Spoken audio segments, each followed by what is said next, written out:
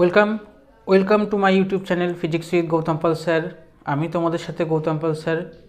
আজকে আমরা বেসিক্যালি যে টপিকটা নিয়ে আলোচনা করব, দেখো টোটাল ক্লাস 11 এবং 12-এর যে ফিজিক্সের যে টোটাল যে চ্যাপ্টারগুলো আছে, প্রতিটা চ্যাপ্টার নিউমেরিক্যালস করতে গেলে অনেকাংশে আমাদের ক্যালকুলাসের প্রয়োজন পড়ে। এবার ক্যালকুলাস কী বা সেটা আমরা অবশ্যই জানবো বা শিখবো আর কি, কিন্তু প্রবলেমটা হচ্ছে এই যে ক্যালকুলাসের প্রয়োজন পড়ে, এই ক্যালকুলাসের দুটো পার্ট, একটা ডিফারেন্সিয়াল ক্যালকুলাস, একটা হচ্ছে ইন্টিগ্রাল ক্যালকুলাস। তো আমরা একদম ক্লাস 11-এর প্রথম চ্যাপ্টার যদি আমরা ইউনিট মেজারমেন্ট বা ভেক্টর দিয়ে যদি শুরু করি আর কি, এবং ক্লাস 12-এর লাস্ট মানে সেমিকন্ডাক্টর ডিভাইস বা কমিউনিকেশন প্রিন্সিপাল অবধি যদি আমরা পৌঁছাতে পারি, তো সেক্ষেত্রে দেখা যায় এই টোটাল 11 এবং 12 মানে 10+1 অ্যান্ড 10+2 এর প্রতিটা চ্যাপ্টারে কম বেশি আমাদের ক্যালকুলাসের প্রয়োজন পড়ে, যেটা কিনা ম্যাথামেটিক্সের পার্ট। মানে ক্যালকুলাসটা বেসিক্যালি ম্যাথামেটিক্স সিলেবাসের মধ্যে পড়ে আর কি। কিন্তু প্রবলেমটা হচ্ছে ক্লাস 11 এবং 12-এর যে সিলেবাস, সেই সিলেবাসে ডিফারেন্সিয়াল ক্যালকুলাস শেখানো হয় ক্লাস 11-এর শেষের দিকে গিয়ে, এবং ইন্টিগ্রাল ক্যালকুলাস শেখানো হয় ক্লাস 12-এর শেষের দিকে গিয়ে। কিন্তু প্রবলেমটা হচ্ছে আমাদের ফিজিক্সের ক্লাস 11-এর প্রথম চ্যাপ্টার থেকেই ক্যালকুলাসটা লাগবে আর কি। তো সেই কারণে আমি physics with Gautam Pal sir তোমাদেরকে আজকে আমরা যেটা বলবো সেটা হচ্ছে ক্যালকুলাস। বেসিক্যালি ক্লাস 11-এর প্রথম চ্যাপ্টার শুরু করার আগে আমরা ক্যালকুলাসটা কি সেটা একটু দেখে নেব বা বুঝে নেব, যাতে করে আমাদের যেরকম বা যেটুকু ক্যালকুলাস প্রয়োজন পড়বে তার জন্য যাতে আমাদের নিউমেরিক্যালসে প্রবলেম না হয়। বোঝা গেল? তো ডিটেলসে তোমরা তোমাদের সিলেবাসে যেখানে আছে, যে চ্যাপ্টারে আছে ম্যাথামেটিক্স স্যার তোমাদের অবশ্যই শেখাবেন, তো সেইখানে কিন্তু তোমরা অ্যাপ্লাই করতে পারো। তো চলো আজকে আমরা দেখে নিই ক্যালকুলাস কী। তো সেই প্রসঙ্গে আজকে আমরা যেটা বেসিক্যালি শিখবো সেটা হচ্ছে ক্যালকুলাস।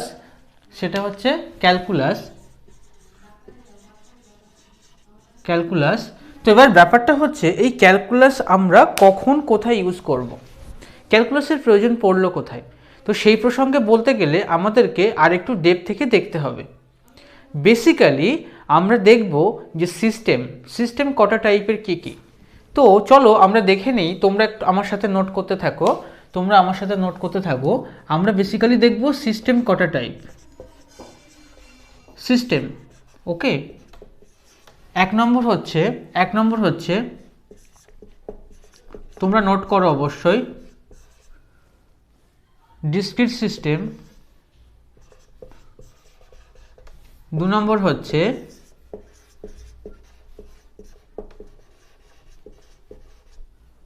Continuous system. তো এই যে ডিসক্রিট সিস্টেম এবং যে কন্টিনিউয়াস সিস্টেম আমরা যে লিখেছি, এই দুটোর মানে কি না, মানে হচ্ছে ডিসক্রিট সিস্টেমটা এমন একটা সিস্টেম যার সিস্টেম পার্টিকেলগুলোকে কাউন্ট করা যায়। কি বললাম? ডিসক্রিট সিস্টেম হচ্ছে এমন একটা সিস্টেম যার সিস্টেম পার্টিকেলগুলোকে কাউন্ট করা যায়, যে কারণে ডিসক্রিট সিস্টেমটার আর একটা নাম হচ্ছে কাউন্টেবল সিস্টেম। কেন না, যেহেতু সিস্টেম পার্টিকেলগুলোকে কাউন্ট করা যায়। কন্টিনিউয়াস সিস্টেম মানে কি, যার সিস্টেম পার্টিকেলগুলোকে তুমি 1 2 3 করে কাউন্ট করতে পারবে না, তার মানে এটা হয়ে যাবে আনকাউন্টেবল সিস্টেম। তো মজার জিনিস যেটা, আমরা যদি একটা ডিসক্রিট সিস্টেম দেখি বা একটা কাউন্টেবল সিস্টেম দেখি, তার সিস্টেম পার্টিকেলগুলোকে আমরা কিন্তু মেজার করতে পারবো। বোঝা গেল? তো সেক্ষেত্রে সেই সিস্টেম মানে একটা ডিসক্রিট সিস্টেমের কথা যদি আমরা বলি, তার সিস্টেম পার্টিকেলগুলোকে আমরা কাউন্ট করতে পারবো, আমরা অ্যাড করতে পারবো, আমরা সাবট্রাক্ট করতে পারবো, আমরা আমাদের যেরকম প্রয়োজন পড়বে সেই মতো আমরা অপারেশনগুলো করতে পারি। বোঝা গেল? তো যে কারণে এই ডিসক্রিট সিস্টেমের কথা যদি আমরা বলি আর কি, তো তার যে সিস্টেম পার্টিকেলগুলোকে যখন তোমার অ্যাড করার প্রয়োজন পড়বে, তুমি 1 2 করে কাউন্ট করতে পারো। বোঝা গেছে? তার মানে এক্ষেত্রে যদি অ্যাডিশন বা সামেশন করতে চাও, সামেশন মানে বেসিক্যালি কি বলতো, সামেশন মানে বেসিক্যালি অ্যাডিশন মানে যোগ করা আর কি। তো সেক্ষেত্রে কীভাবে যোগ করা হয় না, sum over i equal to 1 to suppose n i. এটার মানে কি না, একটা কাজ করো, n ইকুয়াল টু 10 বলে দিই। তার মানে কি না, আইটা 1 থেকে 10 পর্যন্ত কাউন্ট হবে, 1 থেকে 10 পর্যন্ত কাউন্ট হবে। তাহলে এটার মানে কি না, আয়ের জায়গাতে 1 2 3 4 5 6 7 8 9 10 এরকম করে এটাকে তোমরা অ্যাড করতে পারো। অ্যাড করলে কত হবে দেখো, 2 কে 3 3 6 4 10 15 15 6 21 21 আর সাথে হচ্ছে 28 28 28 8 হচ্ছে 36 36 9 হচ্ছে 45 55 55। তাহলে এই অ্যাডিশনটা যদি তোমরা করো তাহলে সেটা 55 হবে। তাহলে এই সিস্টেমটা এমন একটা সিস্টেম যার সিস্টেম পার্টিকেলগুলোকে কাউন্ট করা যায়, যার জন্য তুমি কিন্তু কাউন্ট করে করে করে নিতে পারলে। বোঝা গেল? তাহলে কোনো ডিসক্রিট সিস্টেমের জন্য যখন আমরা অ্যাড করতে চাইবো বা সাম করতে চাইবো তখন আমরা জাস্ট অ্যাডিশন বা সামেশন করে দেবো। বোঝা গেল? সাপোজ এক্সাম্পল যদি দিই, যদি বলি তোমার কাছে কতগুলো পেন আছে বা তোমার ব্যাগ একটা সিস্টেম, ধরো তোমার স্কুল ব্যাগ একটা সিস্টেম, সেই ব্যাগের মধ্যে 10টা বই আছে, তার মানে কি তোমার সিস্টেম হচ্ছে তোমার স্কুল ব্যাগ, আর সিস্টেম পার্টিকেলগুলো তোমার বুকসগুলো, তুমি বুকসগুলোকে 1 2 3 4 করে কাউন্ট করতে পারবে। ক্লিয়ার? তো এই হচ্ছে ডিসক্রিট সিস্টেমের কনসেপ্ট আর কি। বোঝা গেছে? আর যদি ব্রেক করতে হয় তাহলে তুমি ডিভিশন করতে পারবে। হয়তো বলা হলো যে 10টা বইকে 5 জনের মধ্যে ডিভাইড করে দুটো করে, তাহলে কি 10/2 করবে, 10/5 করবে, তাহলে 2 হবে আর কি। আশা করি বোঝা গেছে ডিসক্রিট সিস্টেম কি আর কি। তো ডিসক্রিট সিস্টেমের জন্য যখন অ্যাডিশন বা হচ্ছে তোমার সামেশন আমরা এইভাবে করব, বা এক্ষেত্রে তুমি সাবট্রাকশন করতে পারো, ডিভিশনও কিন্তু করতে পারো। বোঝা গেছে? তো চলো, ডিসক্রিট সিস্টেম আমাদের ক্লিয়ার। তাহলে আমরা এবার যেখানে আসব সেটা হচ্ছে কন্টিনিউয়াস সিস্টেম। কেন? এইখানেই আমরা ক্যালকুলাস অ্যাপ্লাই করব। তাহলে চলো, তোমরা আশা করি লিখে নিয়েছো। তাহলে আমরা যেখানে আসব সেটা হচ্ছে কন্টিনিউয়াস সিস্টেম, সেটা হচ্ছে কন্টিনিউয়াস সিস্টেম। তো চলো, কন্টিনিউয়াস সিস্টেমটা আমাদের ইম্পর্টেন্ট আর কি। কন্টিনিউয়াস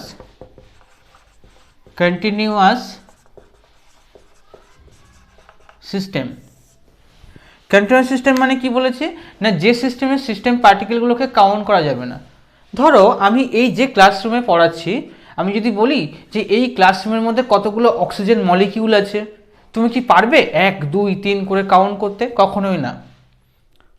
বোঝা গেছে? তার মানে যে সিস্টেম পার্টিকেলগুলোকে কাউন্ট করা যাবে না সেটা আনকাউন্টেবল বা কন্টিনিউয়াস সিস্টেম। কিন্তু আমি বলেছি তুমি আমাকে ক্যালকুলেট করে দেখাও যে এই রুমের মধ্যে কতগুলো অক্সিজেন মলিকিউল আছে, আবার তুমি এদিকে কাউন্ট করতে পারছো না, তাহলে সেক্ষেত্রে তোমাকে কি করতে হবে না, সেক্ষেত্রে কন্টিনিউয়াস সিস্টেমের জন্য যেভাবে অ্যাডিশন করতে হয় সেই রুলটা তোমাকে অ্যাপ্লাই করতে হবে। সিমিলারলি আমি যদি বলি যে এই অক্সিজেন মলিকিউলগুলোকে 4টে সেগমেন্টে ডিভাইড করো, তুমি কি করে করবে? এই সেগমেন্টে 5টা, ওই সেগমেন্টে 5টা, ওখানে 5টা, ওখানে 5টা, এরকম করে কি করতে পারবে? কখনোই না। তাহলে সেক্ষেত্রে তোমাকে কি করতে হবে? ডিফারেন্সিয়েশন করতে হবে। তার মানে এই যে ক্যালকুলাসের আমরা দুটো পার্ট পড়বো, তার আগে আমি সিস্টেমটা একটু বলে দিই আর কি। ওকে, তো সেক্ষেত্রে ধরো এখানে একটা বক্স আছে, এখানে একটা বক্স আছে, আমরা বক্স বুঝি মানে কিউব বেসিক্যালি আর কি। এই কিউবের মধ্যে O2 number of oxygen molecule যদি আমি বলি, তাহলে কিভাবে বার করবে? তার মানে খেয়াল করে দেখো, সেক্ষেত্রে তোমাকে এটা বার করতে গেলে কিন্তু তুমি কাউন্ট করতে পারবে না। তার মানে কি করতে হবে না, তোমরা ম্যাথামেটিক্সে জানো যে অ্যাভোগাড্রো নাম্বার তোমরা জানো,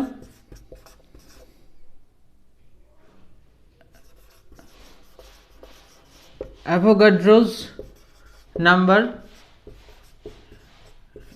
Na equal to 6.023 into 10⁻23। বোঝা গেল? আবার এটাও তোমরা জানো যে এত নাম্বার অফ মলিকিউল থাকে কত ভলিউমের মধ্যে। 1 মিনিট, 22,400 হবে এটা, এত সিসিতে। এই সিসি মানে কি? সিসি মানে সেন্টিমিটার কিউব বা কিউবিক সেন্টিমিটার। তাহলে খেয়াল করে দেখো, আমরা যদি এই রুমের ভলিউম বার করতে পারি, তাহলে সেক্ষেত্রে কিন্তু আমরা বার করতে পারবো। কীরকম না, ইউনিটারি মেথড বা ঐকিক নিয়ম করে আর কি। বোঝা গেছে? তাহলে সেক্ষেত্রে খেয়াল করে দেখো এই রুমের ভলিউম কত, সাপোজ ভি। ওকে, তাহলে সেক্ষেত্রে আমরা কি দেখতে পারি না, এই 22,400 সিসি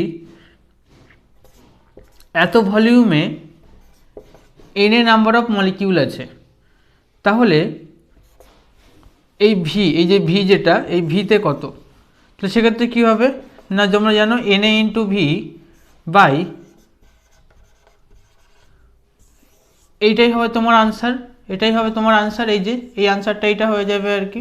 কিন্তু প্রবলেমটা হচ্ছে ভলিউমটা ক্যালকুলেট করব কি করে, ভলিউমটা ক্যালকুলেট করব কি করে, তাহলে সেক্ষেত্রে আমরা যেটা দেখব ইন্টিগ্রেশন করব। দেখো আশা করি তোমাদের এইটুকু করা হয়ে গেছে। সেক্ষেত্রে আমরা কি করব না ইন্টিগ্রেশন করব। আমি এই জায়গাটা একটু মোছার চেষ্টা করি। ইন্টিগ্রেশন করব, কিভাবে ইন্টিগ্রেশন করব না ইন্টিগ্রেশন ডিভি, সেখান থেকে আমরা ভিটা পেতে পারি। তাহলে এই ভি এর ভ্যালুটা কোত্থেকে পেতে পারি, ইন্টিগ্রেশন ডিভি। তার মানে কি না ওই টোটাল ভলিউমটাকে ছোট ছোট পার্টে ডিভাইড করা হয়েছে। এইবার তোমাদের কাছে কোশ্চেন হবে, স্যার কতটা ছোট, এই ডিভি মানে কি, এই ডিভি মানে কি, এই ডিভি মানে হচ্ছে ইনফাইনাইটেসিমালি স্মল, ইনফাইনাইটেসিমালি স্মল কোয়ান্টিটি। তাহলে এই ইনফাইনাইটেসিমালি স্মল কোয়ান্টিটি মানে কি না, এটার মানে হচ্ছে যতটা ছোট কনসিডার করা যায় তার থেকেও ছোট। এক্সাম্পল দিই, কি বললাম, যতটা ছোট কনসিডার করা যায় তার থেকেও ছোট। ওকে, তাহলে আমি এক্সাম্পল দিই। আমি বললাম একটা স্মল নাম্বার বলো, তুমি বললে স্যার 0.00001, আমি বললাম এর থেকে স্মল বলো, তোমার কোনো ফ্রেন্ড বলল 0.801, আর একজন বলল 0.1201। বোঝা গেল? তার মানে কি হচ্ছে না, তুমি যদি বলো এটা স্যার সব থেকে ছোট, তোমার বন্ধু বলছে না এটা ছোট, আর একজন বলছে না স্যার এইটা ছোট। তার মানে কি আমি যতটা ছোট কনসিডার করতে পারি তার থেকেও ছোট কনসিডার করা সম্ভব। তো সেই কনসেপ্টটা হচ্ছে এই ইনফাইনাইটেসিমালি স্মল কোয়ান্টিটি, মানে কি না যতটা ছোট কনসিডার করা যায় তার থেকেও ছোট। বোঝা গেল? আশা করি ক্লিয়ার আর কি। ওকে, তাহলে কন্টিনিউয়াস সিস্টেম আর ডিসক্রিট সিস্টেম আমাদের ক্লিয়ার। ডিসক্রিট সিস্টেমের ক্ষেত্রে আমরা যখন কাউন্ট করব তখন হচ্ছে সামেশন করব বা অ্যাডিশন করব। কন্টিনিউয়াস সিস্টেমে আমরা অ্যাডিশন বা সামেশনটা ডিরেক্টলি করতে পারবো না, কেননা সিস্টেম পার্টিকেলগুলোকে আমরা কাউন্ট করতে পারবো না। তাহলে আমরা কি করব না আমরা ইন্টিগ্রেশন করব। সিমিলারলি যদি ব্রেক করতে লাগে, যদি কোনো কন্টিনিউয়াস সিস্টেমকে ব্রেক করতে লাগে, তাহলে আমরা ডিফারেন্সিয়েশন করব।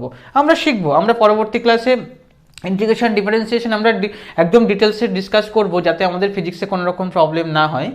ওকে, তো আশা করি এইটুকু তোমরা বুঝেছো। একটু নোট করে নাও, একটু নোট করে নাও। তো আশা করি তোমাদের নোট হয়ে গেছে আর কি। তো এবার আমরা একটু ফাংশন সম্পর্কে দেখে নেব। কেন না বেসিক্যালি এই যে ফাংশনের কথা বলছি, এই ফাংশনের উপরেই ডেরিভেটিভ বা ইন্টিগ্রেশনটা করা হবে। তাহলে ফাংশন কীরকম না, তোমরা 10 স্ট্যান্ডার্ড পর্যন্ত শিখে এসেছো না ম্যাথামেটিক্সে কোনো একটা ফাংশনের রিপ্রেজেন্টেশন কেমন হয় বলো, y equal to F of x, যেখানে এক্সটা হচ্ছে ইন্ডিপেন্ডেন্ট আর এটা হচ্ছে কি ডিপেন্ডেন্ট। মানে কি না কার উপরে ডিপেন্ডেন্ট না ওয়াইটা এক্স এর উপরে ডিপেন্ডেন্ট। একটা এক্সাম্পল যদি বলি, তোমরা জানো y equal to F extra কেমন দেখতে, suppose x cube plus x square plus x plus 1। তার মানে কি না এই এক্সের ভ্যালু এক্স ইকুয়াল টু তুমি যদি 1 বসাও সেই মতো তার রেসপেক্টে একটা ওয়াইয়ের ভ্যালু পাবে। এক্স ইকুয়াল টু যদি 2 বসাও তার রেসপেক্টে একটা ওয়াইয়ের ভ্যালু পাবে। এটা তোমরা জানো আর কি। বোঝা গেল? তো তাহলে খেয়াল করে দেখো এই এক্সের ভ্যালুটা কিন্তু ইন্ডিপেন্ডেন্ট,